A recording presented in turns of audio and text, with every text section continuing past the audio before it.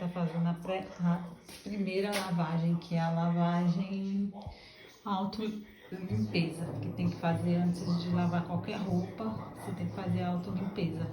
Então, eu tô fazendo aqui a auto-limpeza nela, pra depois fazer a primeira lavagem, gente.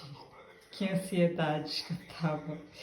Ai, minha mãe, espera pra amanhã, espera pra amanhã. Eu disse, não, mãe, eu não vou esperar pra amanhã, eu não consigo esperar pra amanhã. Mas ela não tá nivelada 100%, tá?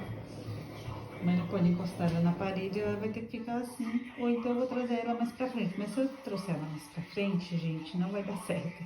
Porque voltei a usar o meu banheiro. Nem olha lá a sujeira do banheiro, tá? Nem olha. Eu tenho que, enquanto antes, arrumar lá a areazinha pra ela, sabe?